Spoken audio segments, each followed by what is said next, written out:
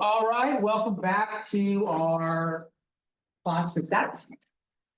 You will see I have the video of what we did the other day up. Or at least part of it. I missed the whole slideshow about me, but you probably didn't want to watch that again anyways. So that's fine. There was a question about enrolling in the MyLab thing. So I'm gonna come over here and I'm gonna use this handout real quick and walk through it one more time, but without doing the temporary access.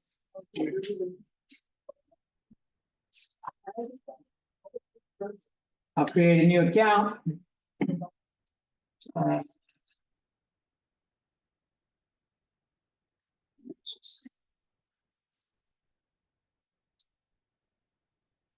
Basic, next basic. I just have, you were.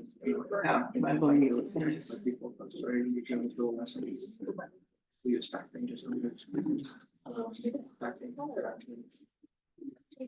Simple stuff, really, when I go, I'm gonna leave.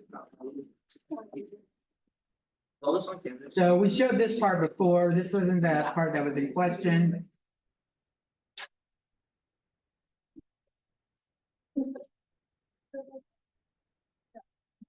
What's it on?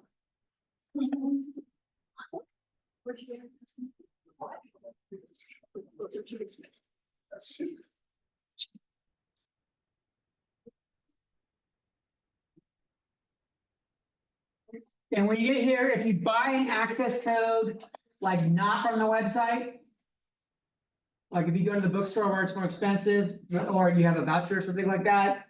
You click on this and notice it's got like a bunch of boxes to fill in. You'll take your code and it'll be broken up into boxes too. Type it in exactly as is, it's all caps lock. That should be all that you need. That's like finishing that, that's like the only other step I didn't show. You know who uses? Maybe it's Peter and all. Okay? Yeah. Any questions? Is that good? You just want to. All right, let's start you off with a video I think you'll enjoy.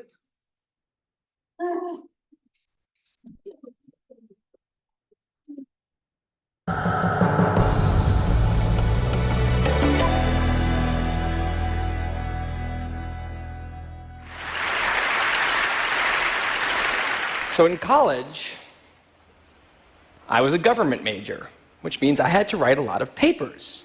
Now, when a normal student writes a paper, they might spread the work out a little like this. So,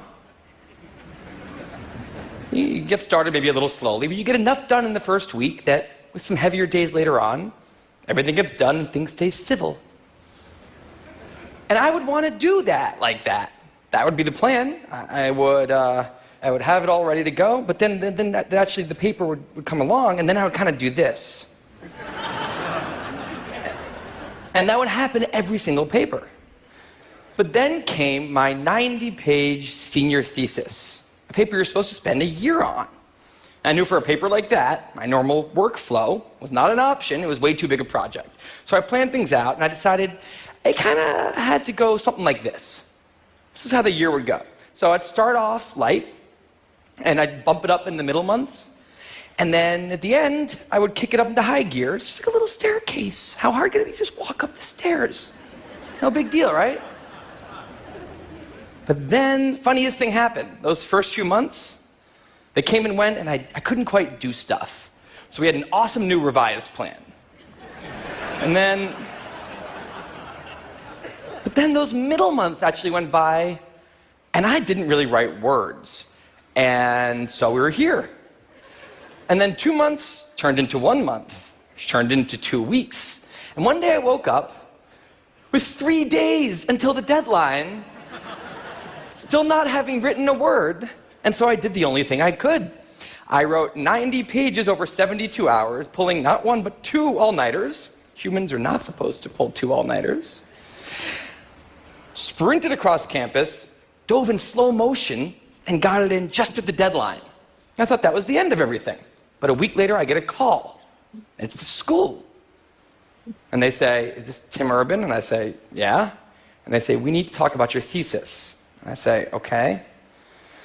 And they say, it's the best one we've ever seen.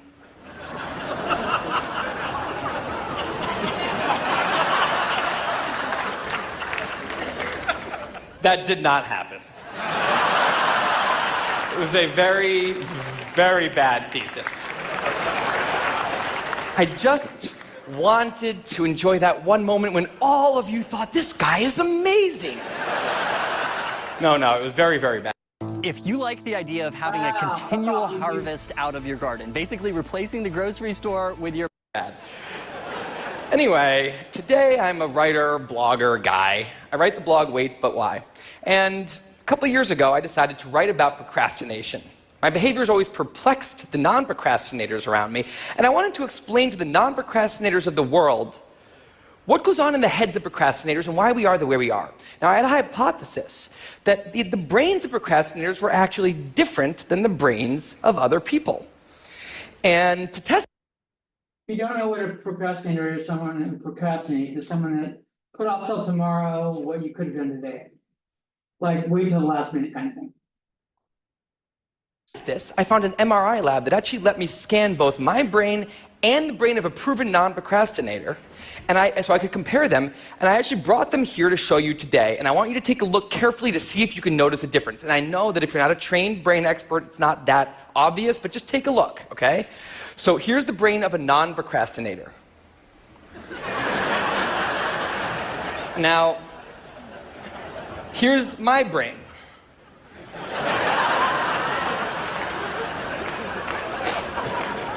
There is a difference. Both brains have a rational decision maker in them, but the procrastinator's brain also has an instant gratification monkey. Now, what does this mean for the procrastinator? Well, it means everything's fine until this happens. So the rational decision maker will make the rational decision to do something productive, but the monkey doesn't like that plan. So he actually takes the wheel and he says, actually, let's read the entire Wikipedia page of the Nancy Kerrigan-Tanya Harding scandal, because I just remembered that happened. Then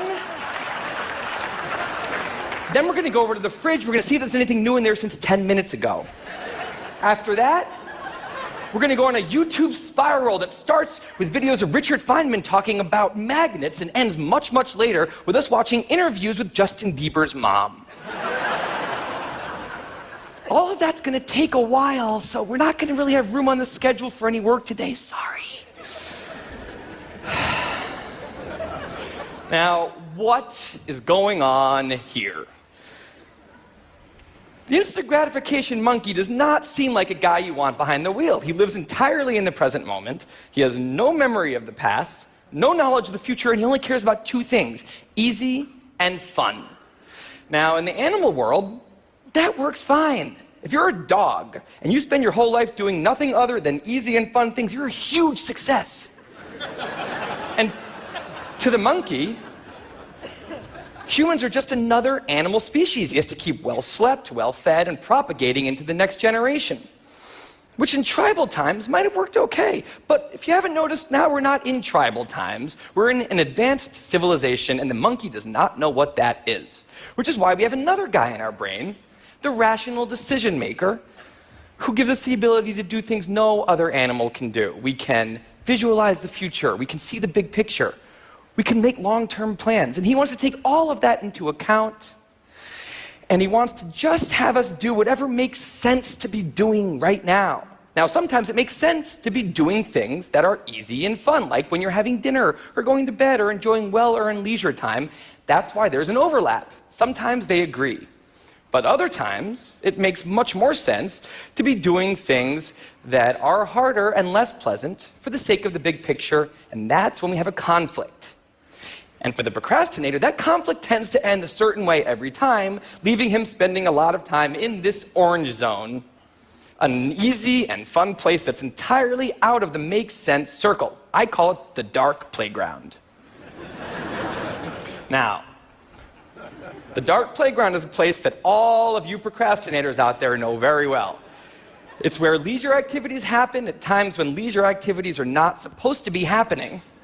the fun you have in the dark playground isn't actually fun because it's completely unearned and the air is filled with guilt, dread, anxiety, self-hatred, all those good procrastinator feelings. And the question is, in this situation, with the monkey behind the wheel, how does the procrastinator ever get himself over here to this blue zone, a less pleasant place, but where really important things happen?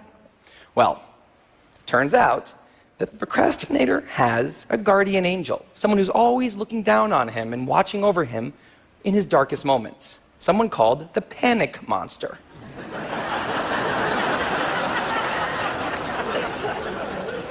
Now, the panic monster is dormant most of the time, but he suddenly wakes up anytime a deadline gets too close or there's danger of public embarrassment, a career disaster, or some other scary consequence. And importantly, he's the only thing that the monkey is terrified of. Now, he became very relevant in my life pretty recently because the people of TED reached out to me about 6 months ago and invited me to do a TED Talk.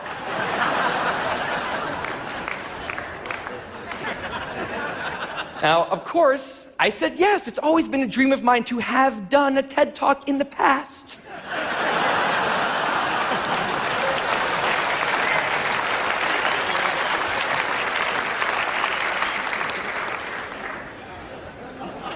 But in the middle of all this excitement, the rational decision maker seemed to have something else on his mind. He was saying, are we clear on what we just accepted? Do we get what's going to be now happening one day in the future? We need to sit down and work on this right now. And the monkey said, totally agree, but also let's just open Google Earth and let's zoom into the bottom of India, like 200 feet above the ground, and we're going to scroll up for 2.5 hours till we get to the top of the country so we can get a better feel for India.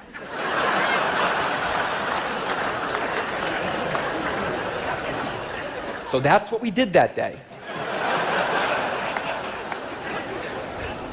As 6 months turned into 4, and then 2, and then 1, the people of TED decided to release the speakers.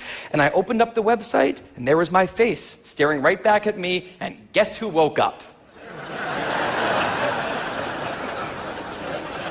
So the panic monster starts losing his mind, and a few seconds later, the whole system's in mayhem.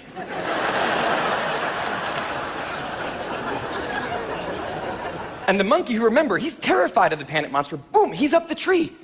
And finally, the rational decision maker can take the wheel and I can start working on the talk. Now, the panic monster explains all kinds of pretty insane procrastinator behavior, like how someone like me could spend 2 weeks unable to start the opening sentence of a paper and then miraculously find the unbelievable work ethic to stay up all night and write 8 pages. And this entire situation with the 3 characters, this is the procrastinator's system. It's not pretty, but in the end, it works. And this is what I decided to write about on the blog just a couple years ago. Now, when I did, I was amazed by the response. Literally thousands of emails came in from all different kinds of people, from all over the world, doing all different kinds of things. These were people who were nurses and bankers and painters and engineers and lots of PhD students. And they were all writing saying the same thing. I have this problem too. But what struck me was the contrast between the light tone of the post and the heaviness of these emails. These people were writing with intense frustration about what procrastination had done to their lives, about what this monkey had done to them. And I thought about this, and I said, if the procrastinator system works, then what's going on? Why are all these people in such a dark place? Well, turns out that there's 2 kinds of procrastination. Everything I've talked about today, the examples I've given, they all have deadlines. And when there's deadlines, the effects of procrastination are contained to the short term because the panic monster gets involved. But there's a second kind of procrastination that happens in situations when there is no deadline. This is your brain when you're struggling to focus. And this is your brain when you're in the zone.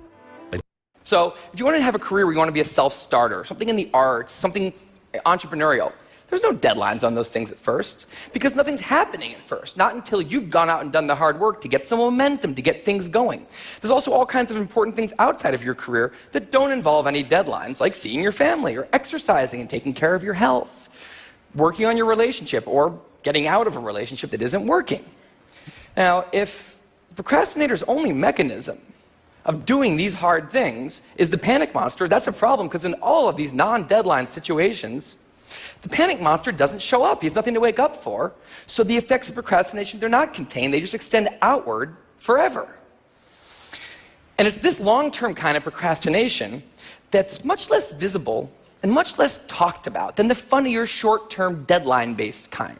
It's usually suffered quietly and privately, and it can be the source of a huge amount of long-term unhappiness and regrets. And I thought, that's why these people are emailing, and that's why they're in such a bad place. It's not that they're cramming for some project. It's that long-term procrastination has made them feel like a spectator at times in their own lives.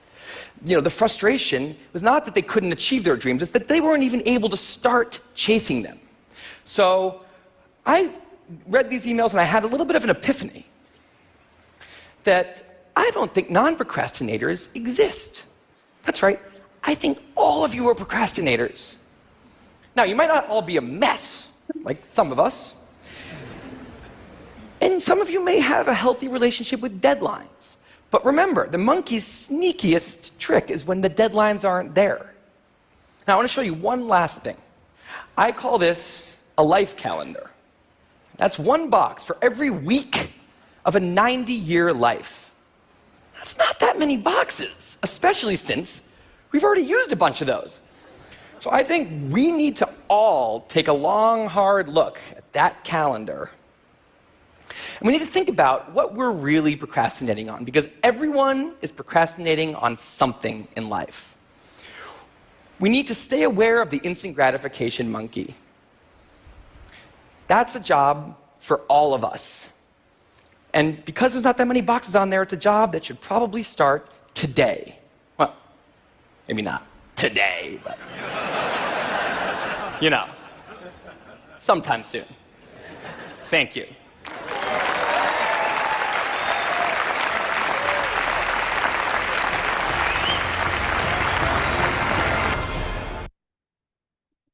Okay, I wanted to play that video because, I was a student here not that long ago. And I know I'm not the only one that likes to put off doing my homework. And I would do that when I was playing WoW, World of Warcraft. I told you guys about being the raid leader, being on NASA. And one week I decided I was gonna fucking do my homework first, not play first. And it turns out that week was much better than all the previous weeks. If you guys procrastinate, if you guys like putting off the homework till the night before it's due, I want to challenge you to, for a couple weeks, try to get your homework done first before playtime. There's a couple benefits to it that most people don't think of. And they're not immediately obvious, even when you're thinking about it, but you'll find that they hold true. First off, when you put off doing the homework, when you're procrastinating, and then you do it last minute, you have a higher anxiety level. You might be even panicking if you've got a big paper or something. And guess what? When you're anxious or panicking, you're actually working slower.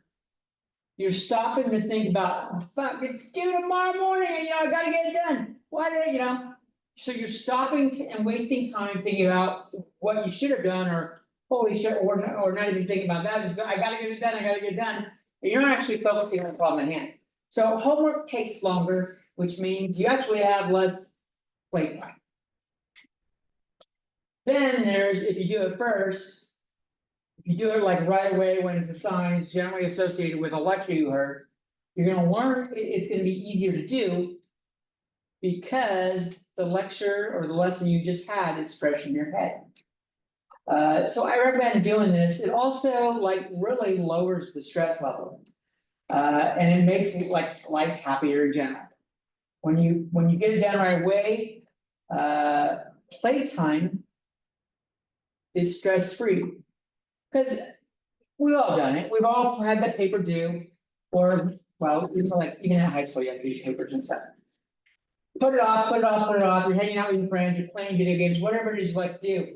But in the back of your head, it's fucking telling you, I gotta do homework later on. I gotta get this done. Fuck, I gotta start that paper. Your brain may not say fuck, mine says it frequently. But you're every once in a while in a conversation when you're doing stuff with friends or whatever you're having fun, you'll think, oh, hell, I really need to be doing that.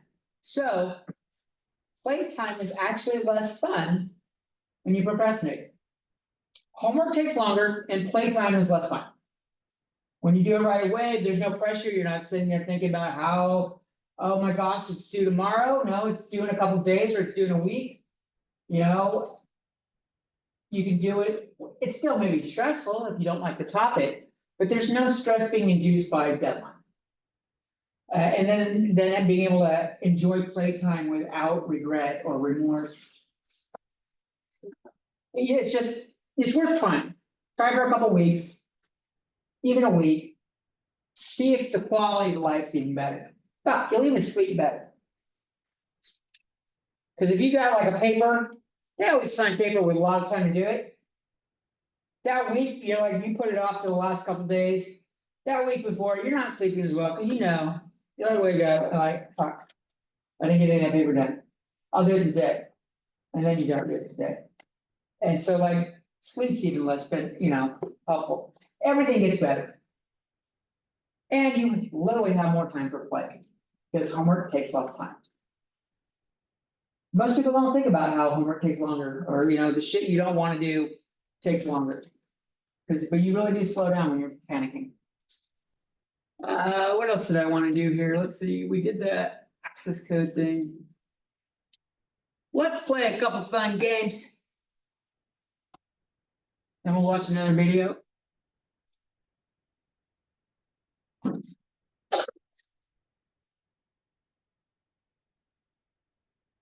So you guys go to menti.com.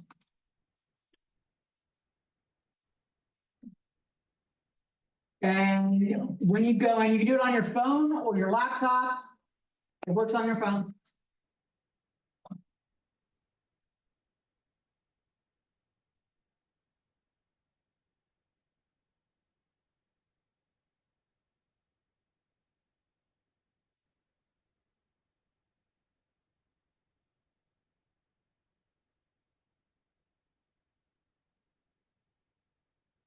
I'm writing it down up here where it might be a little easier to read.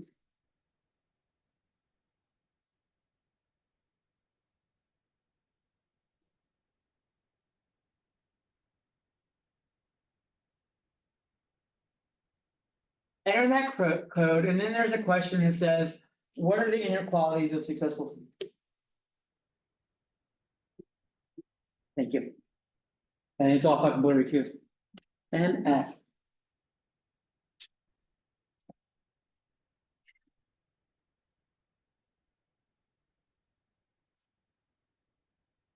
We start answering them.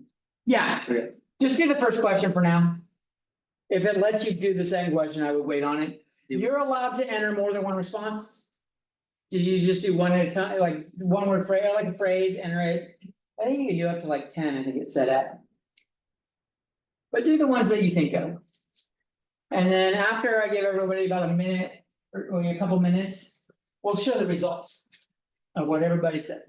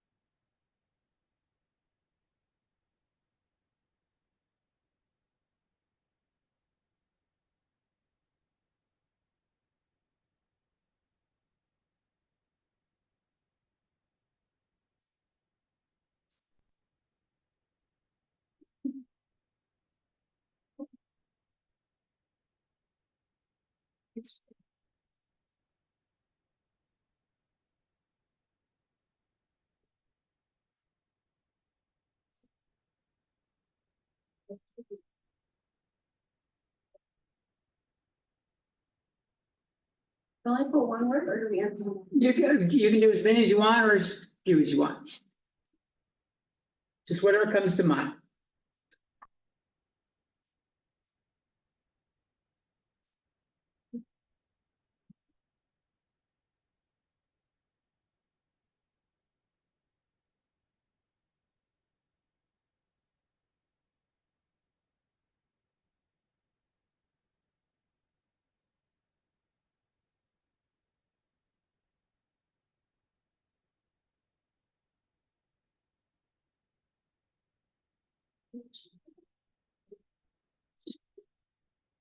Give you one more minute and I'll show you the results of what everybody said.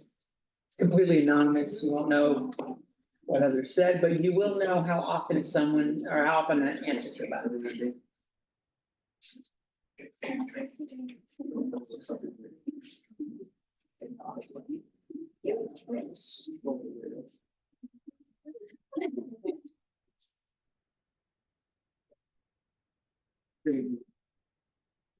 This.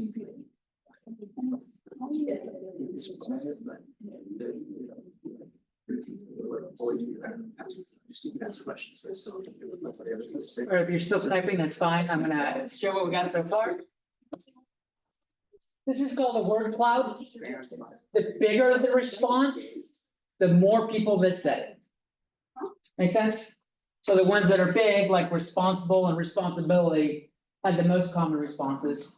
And funnily enough, they kind of mean, the intent is the same, I believe. So like that one should be even bigger. But there's some in there like accountable, being accountable, that's similar to responsible.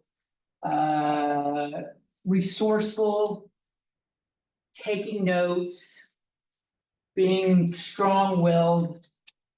Open-minded, that open-minded is really like a tough one for a lot of people for certain things. We're all very closed-minded about some shit. And sometimes it's like education, a lot of people in society are very closed-minded about math. They like, think about like how people treat math as like the devil's work kind of thing. It's like being, I don't know, the garbage man picker upper thingy. Like they respect the garbage man more than they do like the math guy. Cause they're like, no, that don't make sense. But there's other ones in there, doing all your assignments, being ethical. Working hard, prioritizing. Managing your time management, discipline. Communication is actually pretty important, I'm surprised it wasn't up there more. Stuff's going on, like emailing your instructors, letting them know what's going on, or if you're working as a group, talking to your group mates, things like that. Some of these can be learned, like maybe they all can be learned. I don't know how to teach them all, but like creativity, I'm not really sure how to make someone more creative. I bet a good therapist can help you with optimism or. The hell is Otterly? Is that something I don't know? Clearly it is, but. What? What's it mean? It's like a program that records your notes for you. Okay. Joe, if you have a program that will record your notes for you, don't do it. You've actually defeated the fucking purpose of taking notes. You might as well not do it. Like, if you fucking think that's what works, it doesn't. Cause you're not gonna go back and read your notes. Whoever like really goes back and reads your notes. Look how few hands go up. This is not a common practice. Most people, when they take notes, don't ever look at it again. Maybe if they're doing something and they know there's an example in their notes, it shows up in math and science a lot. They'll look to see what the example is. But other than that, most people don't look at the notes. So, yeah. Since you know that it comes to the, I think they just don't say orderly, just misspelled it. Okay. So either way, orderly, that does make sense. But like, even if you have it, with AI being set on the rise. If there is a program that takes notes for you, you've defeated your fucking purpose. Like the actual act of writing, like gathering your thoughts, writing it down, even if you're just copying what the instructor writes and that's it. It's going through your head and out your arm and your brain is processing it more. Than you letting AI run and tuning the instructor out. You're fucking screwing yourself. The more you use AI. Like AI is great when you already know shit and it speeds it fast up. But don't use AI to replace your actual brain. Because that means you're replaceable. And you don't have any good job skills. And guess what? You'll be working even with a bachelor's degree. McDonald's. And not as management. All right, let's take a look at the next one. What is it? How do we go next? Click. Nope. Oh, there we go. Arrow. So you saw some examples. What do you believe are the most important qualities for a student to possess? Does the phone or computer show you that actual question? Okay, good. Because I like to hide the word cloud. That way you don't see what others respond and you actually put what you think. What actually? Yes. That's what. We're working.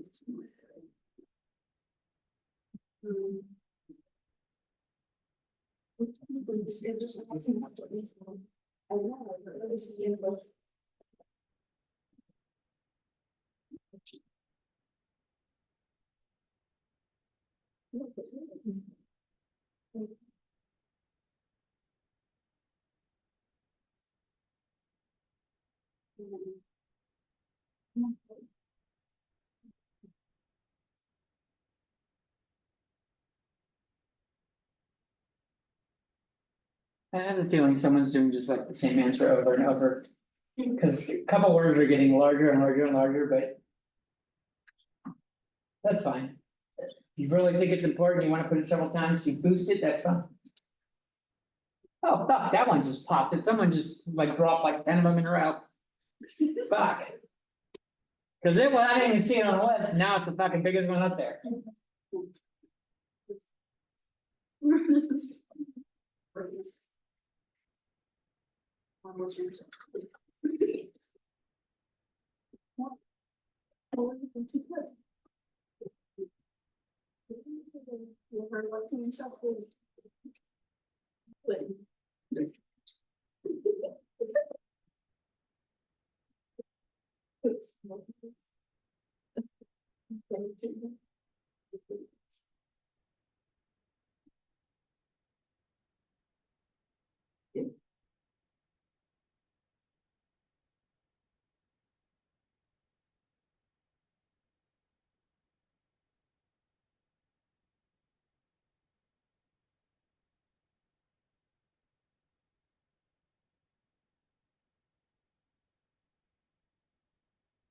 I have 30 seconds and I'll show it to you.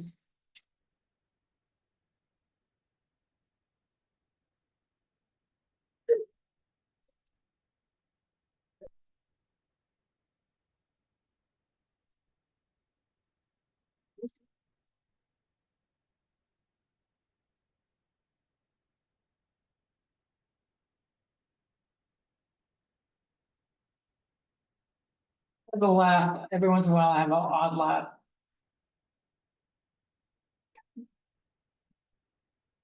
What word did it? Moxie. Not a word that most people in the younger generation use.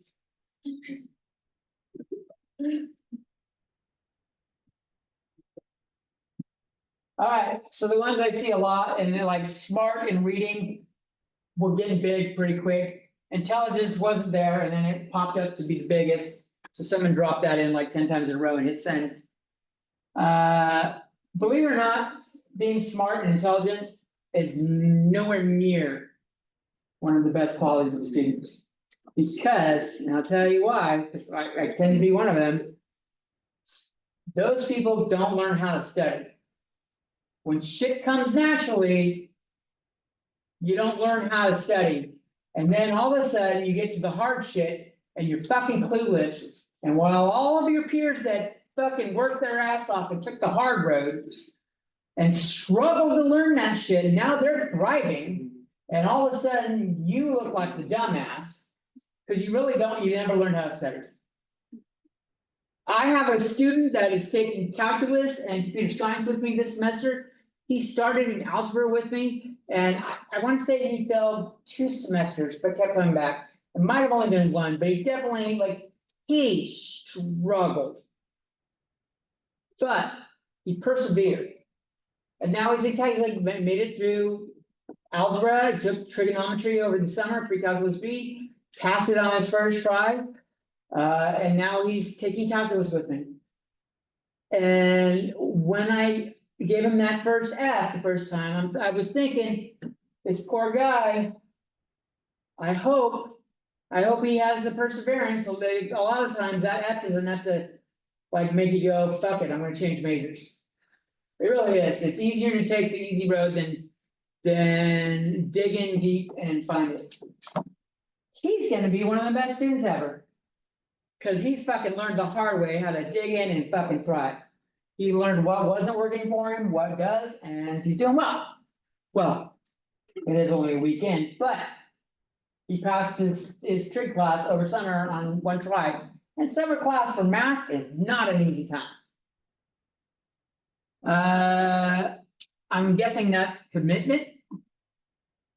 Work ethic, relentless perseverance I saw up here. Self-motivated. A Nintendo Switch, nice. Self-motivated is, I don't know how to teach that, but it is kind of like, that's something you grow to develop whether you want to or not. I guarantee if you're over like 21 in here, you have more motivation to pass this class than all the 18-year-olds. Because you've dealt with life outside of high school for a couple years now. Maybe with the job you didn't want, probably with a job you don't enjoy. And you're like, I'll fucking do anything to pass this fucking, I want my degree. I want to get paid more for a job I like. So you got you have life experience that gives you that motivation. But a lot of 18-year-olds don't have. Not true about all 18-year-olds. I've seen some 18-year-olds. I've had a couple 18-year-olds that were like taking calculus 3, like. There's only 2 more math classes after calculus 3 here. They're like eight math classes in a row here. Well, no, not anymore. They're like 6 or 7. They were fucking 16 and 17. I'm like, holy shit, you're a fucking teenager? You're like, yeah, I attend, University Prep High School, UP High School. I'm like, fuck, he's gonna like have his like math AA or AS before he even finishes high school, which is insane. That's some work ethic. Some of the stuff you can't ask for, some of it, or some of it you can't teach, but others is learnable. It just takes some practice. Humility is interesting. Problem solving is a great skill.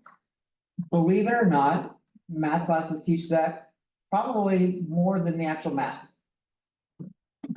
People hire mathematicians generally not because they're good at math, but because they're good at solving problems.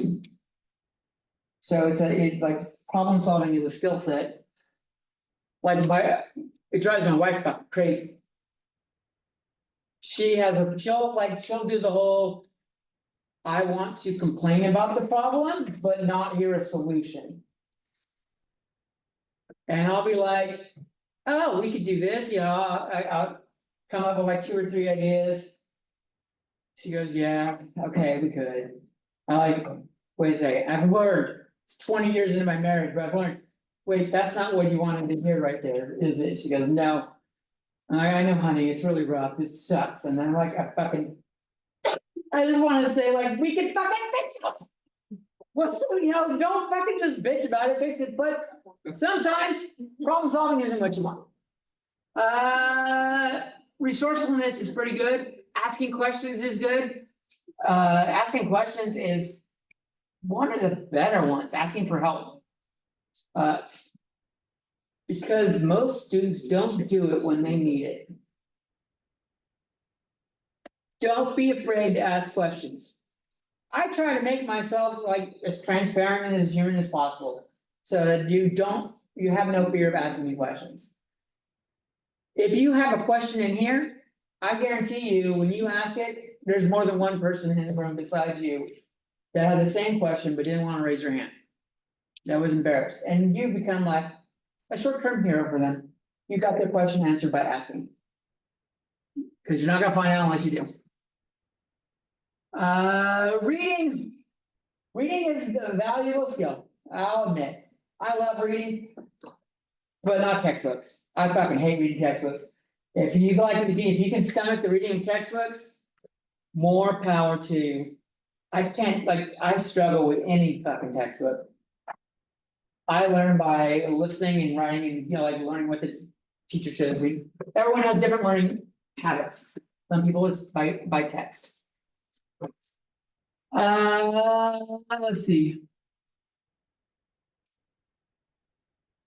Time efficiency, growth mindset, we're gonna talk about that in a little bit. Honesty is pretty god important. If something's happening, like if you something's coming up in your life and shit's going on, you're like, I really don't think I'm gonna be ready for the test. You can always tell the teacher, I don't think I'm ready for the test. This is what's going on. Can I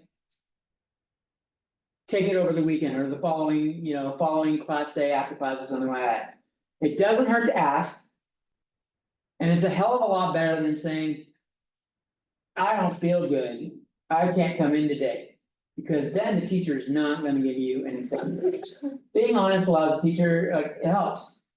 I had a student in computer science this last fucking spring, used AI on everything, and I fucking kept giving him zeros, and he fucking lied to me, kept saying I'm not doing it. Submitted his final. And the final was done before class, because there was peer review in it. And so when he came in, before other people were there, I just called him up, I'm like, you wrote this code. I don't think you wrote this code. He's like, I wrote it. I'm like, so tell me what this line does, or this line does, or this line. Tell me what any of this shit does. He didn't say a fucking word. I'm like, you didn't write it. He's like, I did. Then if you did, you could tell me what it means. It's hard for me to fucking want to help him. It's hard for teachers to want to help students when you're fucking lying to them. Be honest. If shit comes up, shit comes up. Let's see, let's do the next one. What's the next one? Which of the qualities that we just talked about do you believe you don't possess but would like to? So there's a lot of qualities there. What ones do you not have but that you'd like to pick up? If it's a pick,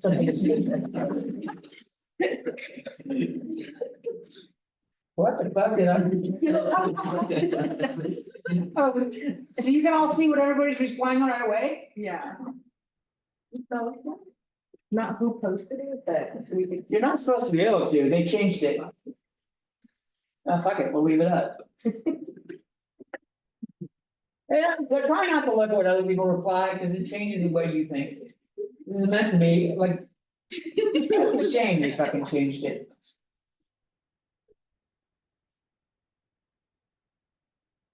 Where are you? Was you sure?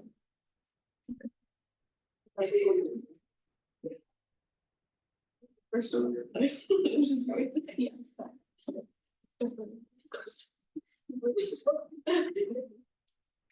I'm like, what did I fucking say that everybody's laughing? I didn't realize you could all, like I said, I'm turning off the screen so you don't see each other's response. And no one said anything in the first two questions that you could see each other's response already.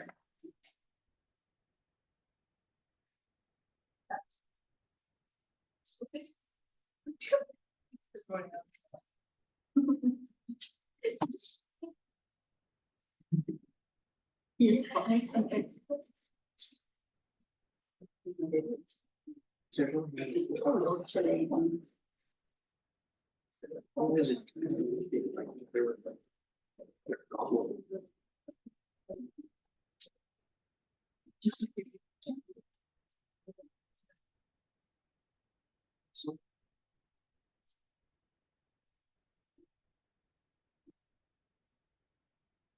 Tends to be the older you are, the less like this talk is helpful. But, cause you learn the hard way, just generally. You know what I mean? I know I did, I learned a lot of things, but the hard way. That's how you learn something. See, it would have been helpful if my mom was right more often. If she was right more often, I would have believed everything she said, but like, there's just so much shit, like, Mom. That just sounds like something you heard, and I don't think it's factual, I don't think it's true.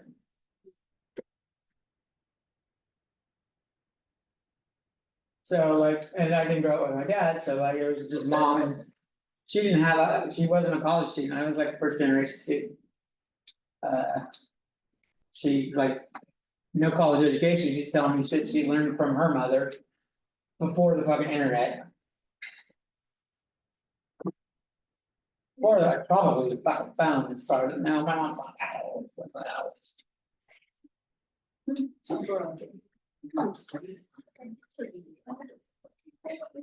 You younger folk are lucky. Your parents grew up in the fucking computer age.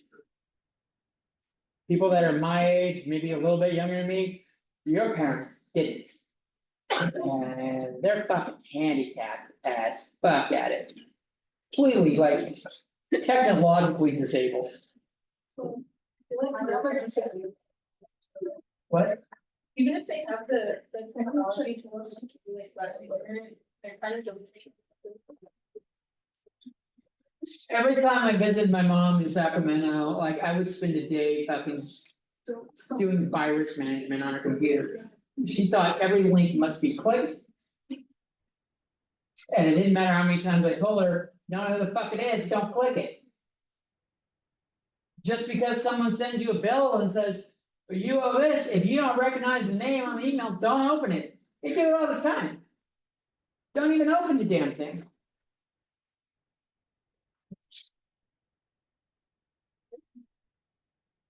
Asking questions and asking for help, confidence, I don't know if I can teach confidence, that takes practice. Asking for help, asking questions, that starts with the first fucking question. The first time you suck it up, deal with the fear, or like, I don't wanna look like, what usually stops people from asking a question? The I don't wanna look like an idiot syndrome. I don't wanna look like I don't know. Right? We don't ask questions because we don't wanna look like we don't know, it's not that we. Don't know, or that's that we know and we do, oh wait, let me rephrase this. It's not like we don't wanna know, but we're just afraid to ask because we don't wanna make it clear to everyone else we don't know. Well, guess what? In college, you don't take courses in shit you know. Right? No one in here knows this shit. So you're all on even footing. Ask. Don't be afraid to ask. No matter how stupid you think that my question might be. There are very few questions a student would ask me where I thought, yeah, that's a fucking stupid question. And they're usually completely unrelated to the class, it's random shit. If video games help you, improve, if you can make that a quality of your own, like you like embed an Xbox in your system, knock yourself out. I hope that works for you. Being original helps in a lot of classes. Humility kind of goes with the asking questions. Being humble enough to go, I don't know, and I don't fucking care. That other people think that, like, I don't know. That tends to happen also with age. The older you get, the more you get the I don't give a fuck what other people think attitude. It happens. Take a look at anybody over fucking 60. They don't give a fuck. Do they? You know, like any grandparents that like care what, like, nope, they know what they want, they know what they're thinking. And you're either wrong or you're right, whether you agree with them or not. All right, let's go back and look at another one, let's see, close out of that one.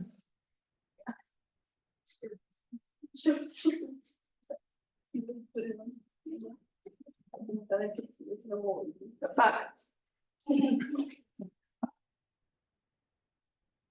Nope, not what I wanted. Again, not what I wanted. There we go. Actually, let's take like a 5 or 10 minute break. It's break time. I need to let you go to the bathroom. I can't just like, when you work for a fucking 2 hours. Yeah,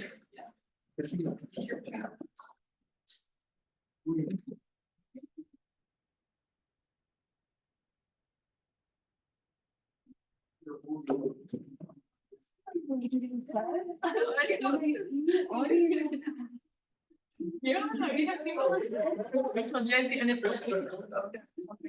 Oh. There, but I know. No, that's it, that's like.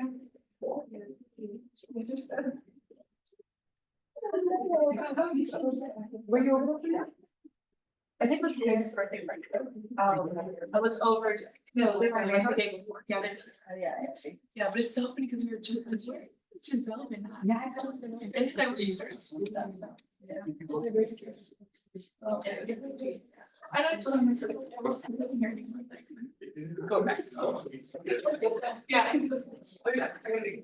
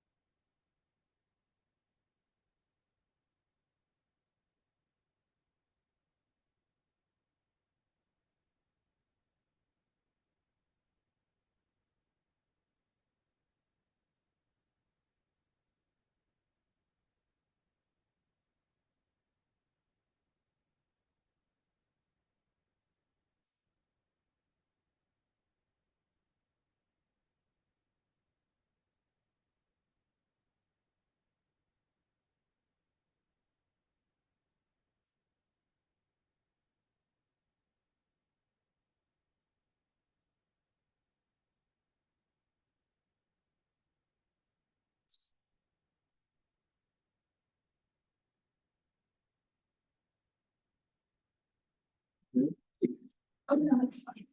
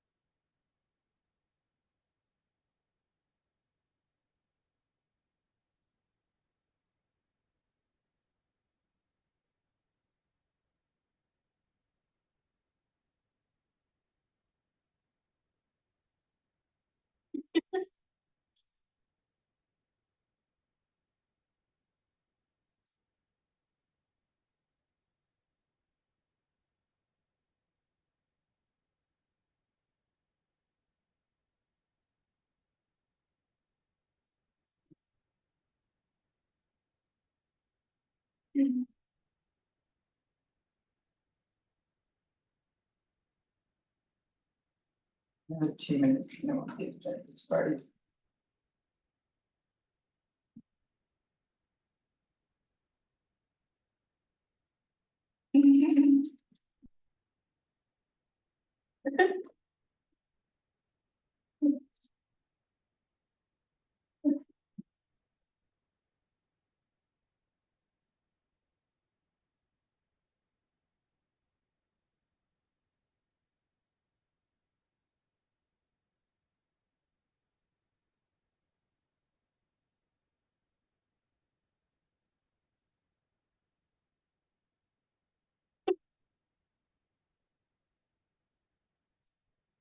Said you could have fun in here. I don't know this. Try to be funny. Funny joke just goes to waste. She's having a good time, whatever it is. Watching in travel. Watching what? And travel. Hola, familia peluche. I can hear you. It's a Mexican. No, that's him, it's good. Apparently, she keeps laughing, she must be really funny. I can't argue with enjoying humor.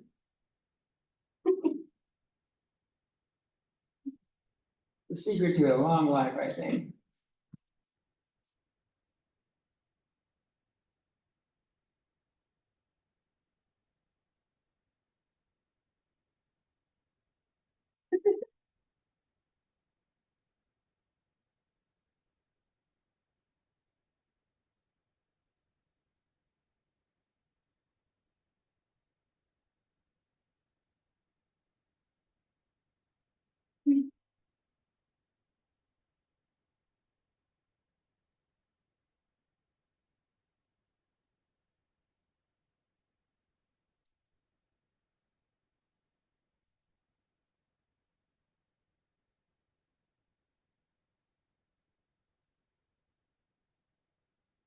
All right, let's start another one. Let's try.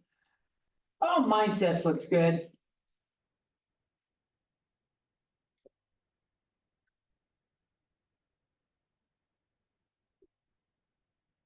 So we got a new code.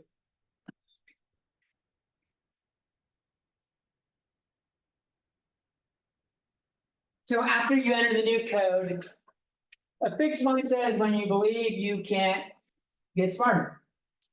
Like you're either gonna be able to do it or you're not.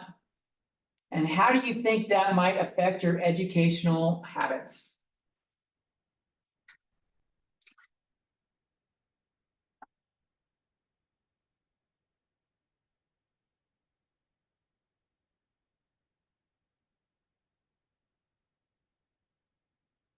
You have a new code up at the top, 74219464.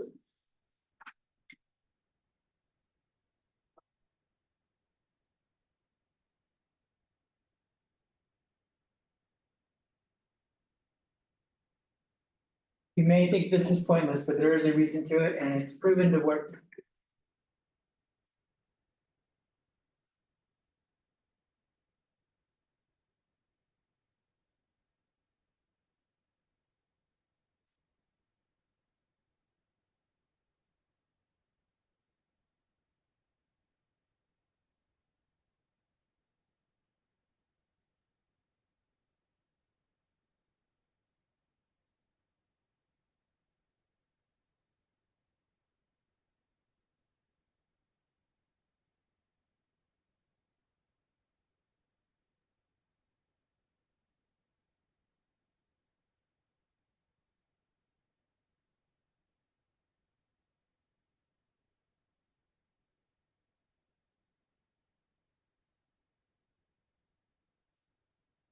started a new one, there's a new code on the screen, and a new question. Code's up top, 74219464.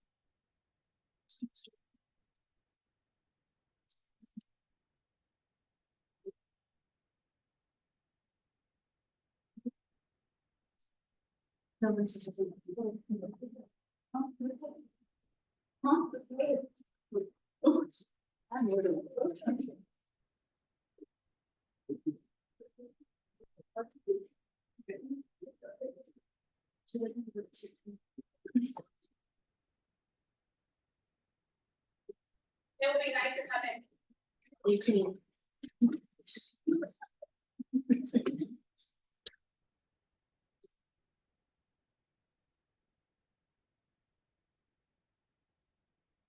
Can't make you pay attention, if you're gonna watch another video, go ahead.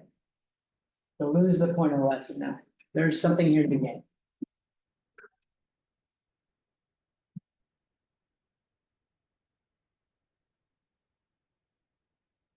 Yeah, another 30 seconds, we'll talk about it.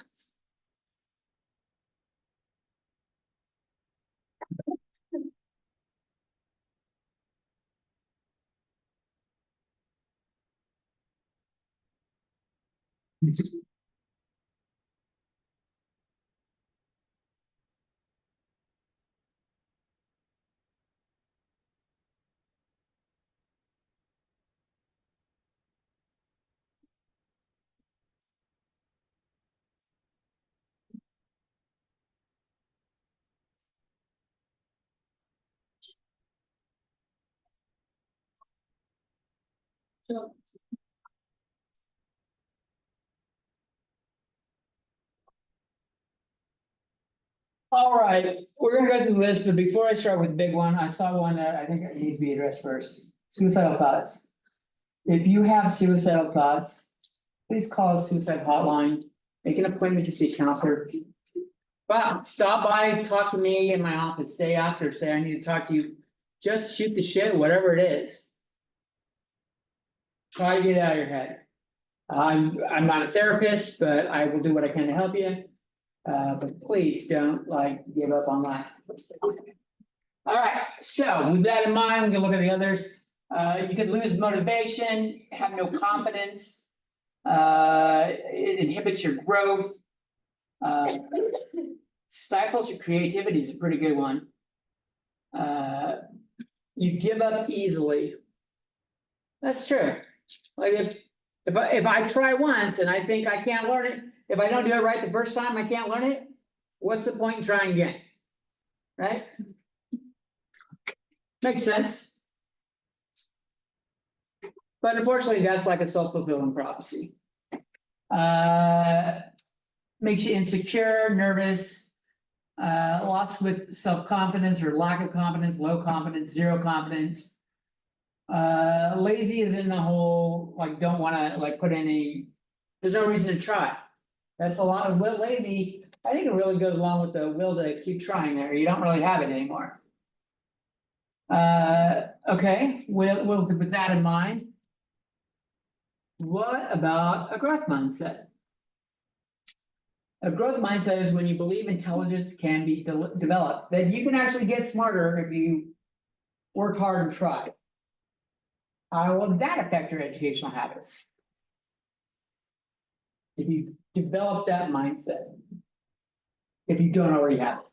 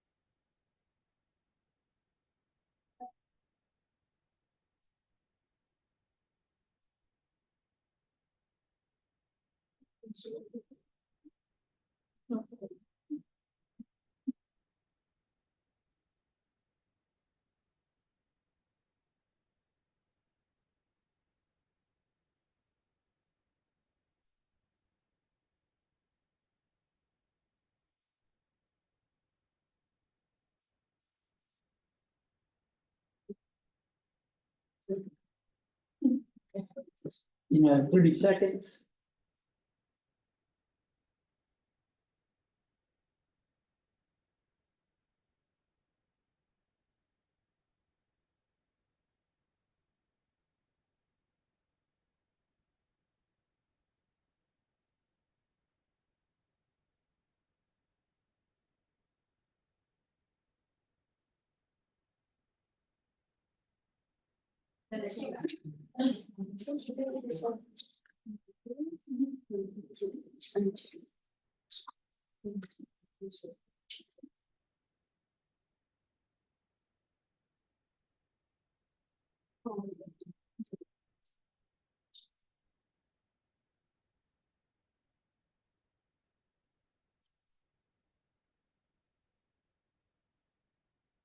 All right, see things like motivated, pushing yourself.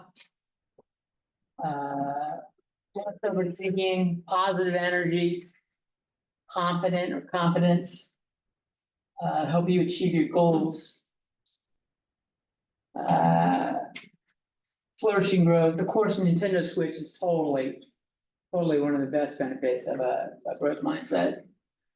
You're great, you'll get better grades, usually. You'll study more, you'll be more open to studying. This one's got a small one, but I think it's probably the most important one to everyone in this fucking room, whether we admit it or not. Happiness. We all want to be happy. Right? That's the end goal. In fact, it's part of our mantra in the US, life, liberty, and the pursuit of happiness. We're not granted happiness. We gotta fucking go out and seize that motherfucker. If you're even like, you would like, for those of us that were born poor, I grew up when my mom was on welfare, I know what it's like. Like, we think that having a lot of money means happiness, but then you meet fucking rich people that were born rich and you hear them talking, they don't fucking sound happy, so it's clearly not money. What things make you happy? Succeeding is often one of them. That's a pretty good one. Showing up prepared. Let's see, being relaxed, that definitely helps. Less stressful, that's pretty key, that goes with the happiness. Like positive energy is kind of in that mindset. Adaptability is a good trait to have, but I don't know how you develop it. Like the people that are adaptable thrive best when the pandemic hit. The world fucking changed and my friend, I told you the Pixar guy. He's Mr. Adaptability. That motherfucker. He's never really been a writer, he's not an author, writes fucking 6 books during the pandemic. They're good too. I've been a beta reader for, they're really good. Like, what the, how? Just like that's adaptable, shit just changed and you adapt to it. All right, what's our last slide? This one? Okay, so we all have fixed mindsets and growth mindsets depending on the subject. I don't think I'm good at sports. I don't think I'm ever gonna be good at sports. I've got a very fixed mindset about that. Some people, their fixed mindset is math. How do you think you could develop a growth mindset towards mathematics?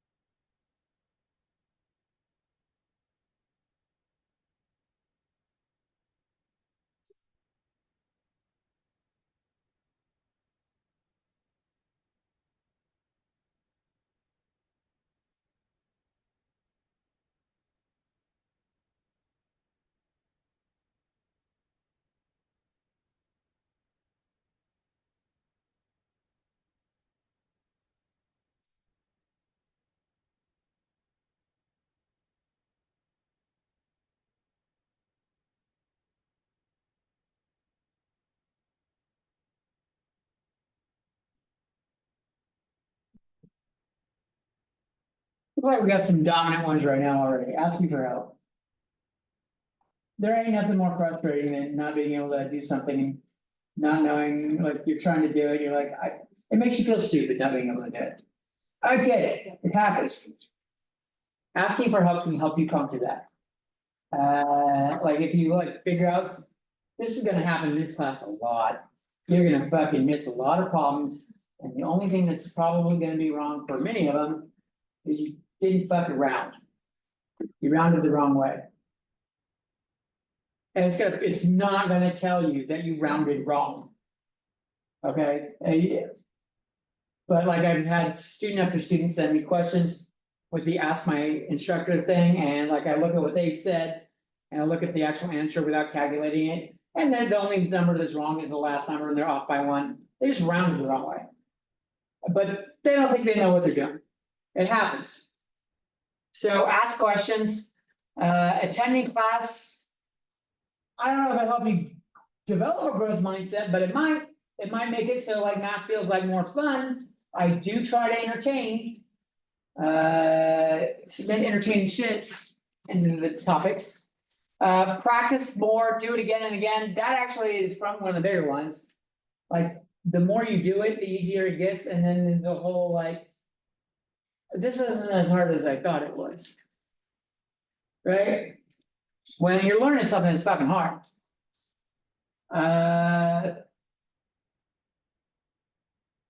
Keep trying, solve problems, studying. Many of the same questions. For same answers. Being present. That's a interesting one. Is it something that a lot of students could actually develop? I know I could. It's easy to not be present. Like, you're here to learn something. And whether or not you're texting or you're daydreaming or something else, you're thinking about what you're gonna do later. Fucking, we all do it. Our minds wander. It's hard to stay focused. Be in the present. That would be a great skill to develop. All right, let's go back. Right. Fuck off.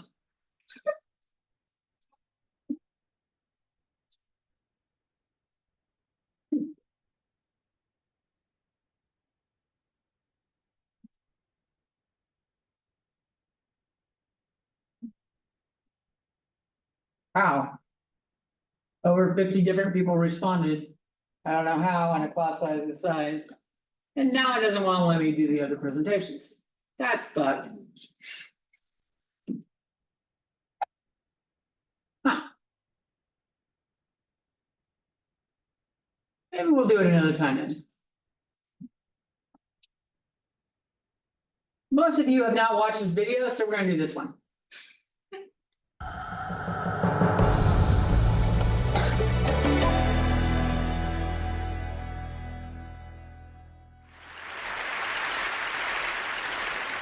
When people find out I write about time management, they assume two things.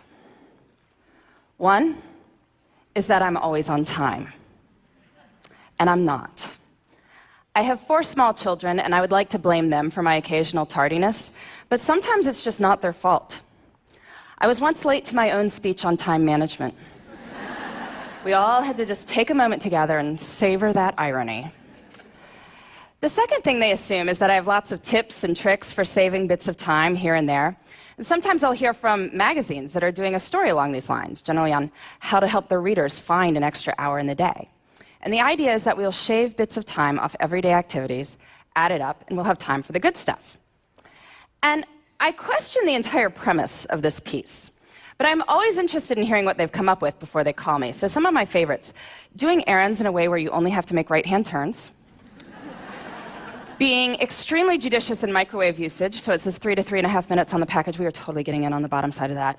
And my personal favorite, which makes sense on some level, is to DVR your favorite shows so you can fast forward through the commercials. And that way you save about 8 minutes every half hour. So in the course of 2 hours of watching TV, you find 32 minutes to exercise. Which is true. You know another way to find 32 minutes to exercise? Don't watch 2 hours of TV a day, right?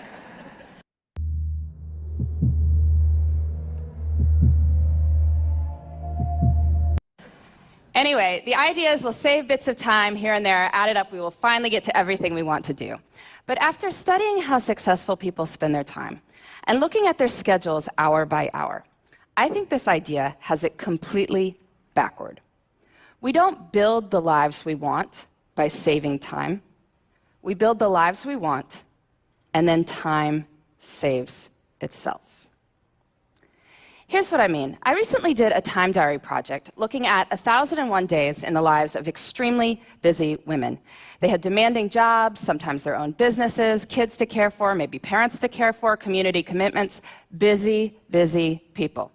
I had them keep track of their time for a week so I could add up how much they worked and slept, and I interviewed them about their strategies for my book. One of the women whose time log I studied, she goes out for a Wednesday night for something. She comes home to find that her water heater has broken, and there is now water all over her basement. If you've ever had anything like this happen to you, you know it is a hugely damaging, frightening, sopping mess. So she's dealing with the immediate aftermath that night. Next day, she's got plumbers coming in. Day after that, professional cleaning crew dealing with the ruined carpet. All this is being recorded on her time log. Winds up taking 7 hours of her week. 7 hours. That's like finding an extra hour in the day. But I'm sure if you had asked her at the start of the week, could you find 7 hours to train for a triathlon? Could you find 7 hours to mentor 7 worthy people? I'm sure she would have said what most of us would have said, which is no. Can't you see how busy I am? Yet when she had to find 7 hours because there is water all over her basement, she found 7 hours. And what this shows us is that time is highly elastic. We cannot make more time, but time will stretch to accommodate what we choose to put into it.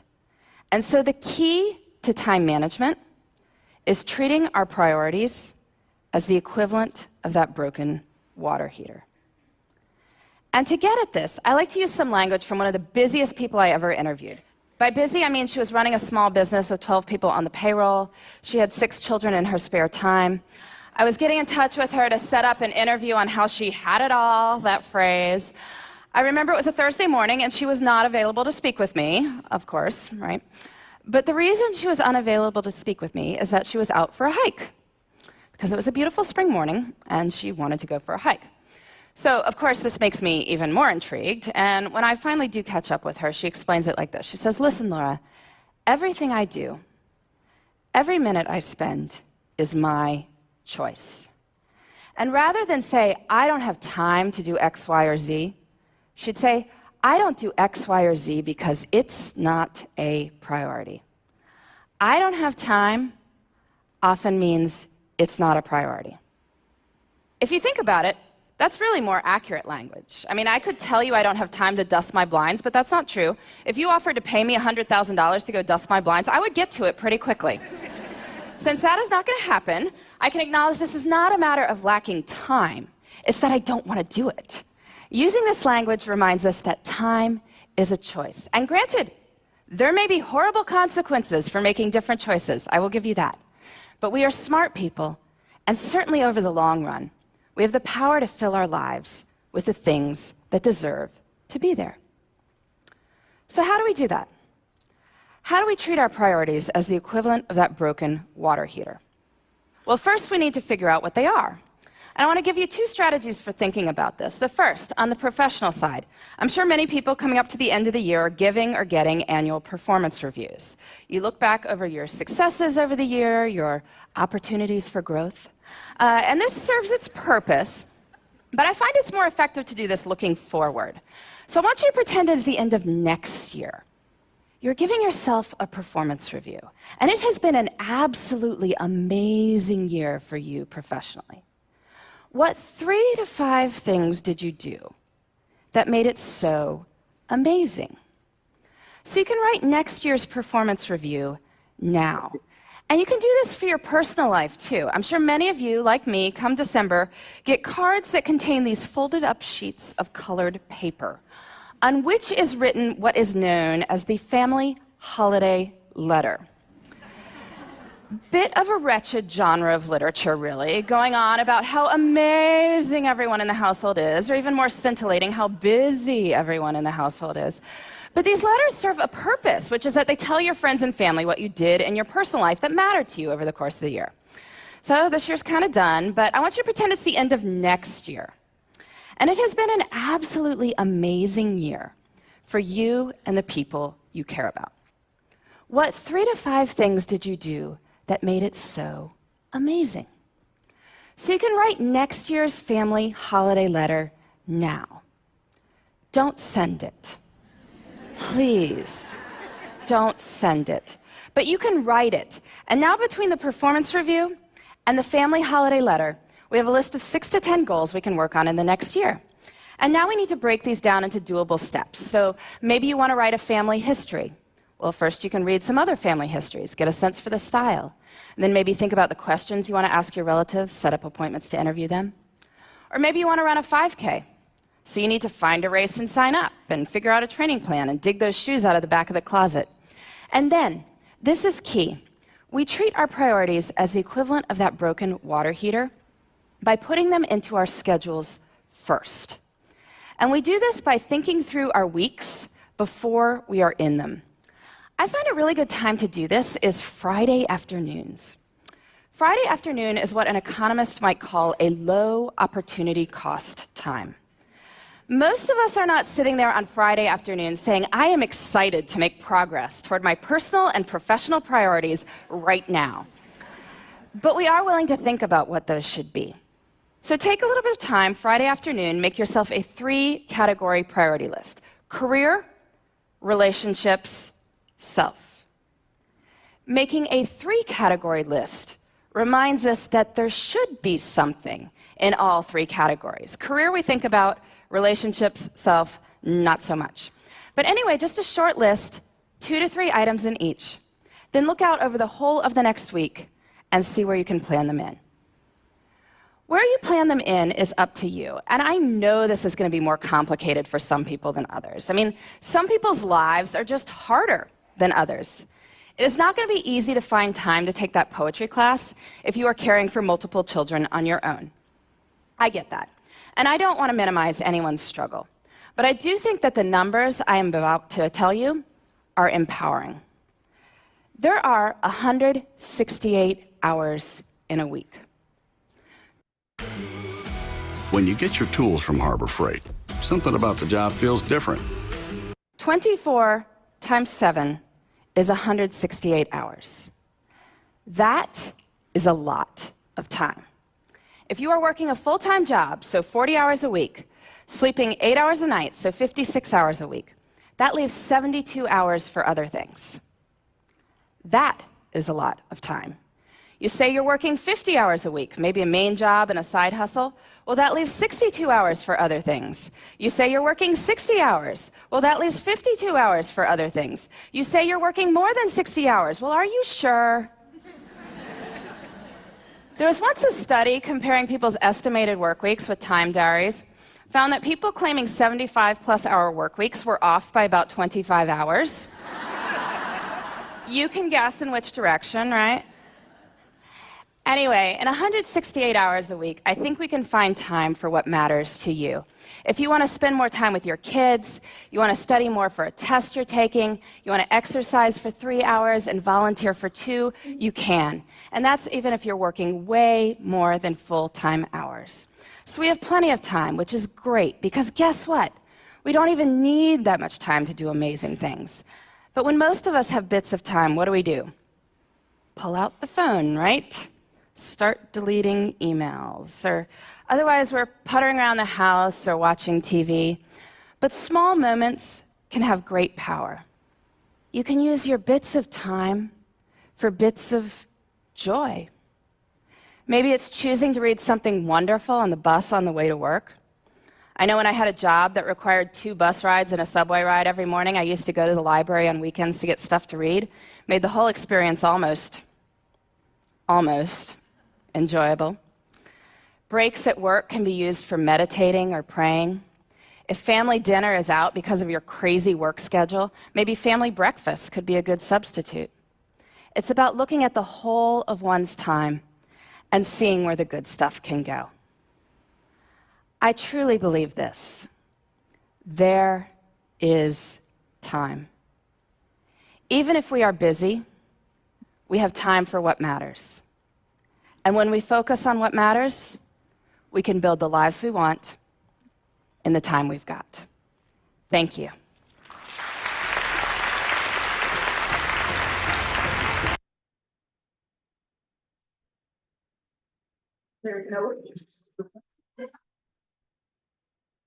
That was good. She's good. It's good to think about. It's like, when I first saw this, I put a Post-it note on my mirror in the bathroom for a little while, with the priorities. So it's easy to come up with your list of priorities. And it's really easy to forget them when you've got fucking TikTok in front of you, or fucking YouTube, or, something else. Yeah. I thought you were going to say you wrote a motivational quote or Post-it. Yeah. I have, done motivational shit in the mirror, like, you can do this. Go out there and fuck kick ass today, that kind of shit. I've done it walking through the halls at school when I was a student, like shadow boxing, stuff like that. Like, I'm gonna just come and beat the shit out of this test. We all have different amount of time in our lives. Some of us don't have a job, no kids, plenty of time. Some of us have, a job or a single parent, got a bunch of kids. It's hard to find time. But if making your future better by finding a good career through getting a degree is important to you, I assume it is, remember that as you go into the semester. Remember what's the steps to getting the degree? It's passing these classes. Classes that you may not even like. For me, I had lots of classes that are like that. Art history. I had no desire to take an art history class. None. When you walk down the hall, if you're going that way, if you see the door with the math professor, if you look in right in front of my computer screen, there's a statue that's about this tall.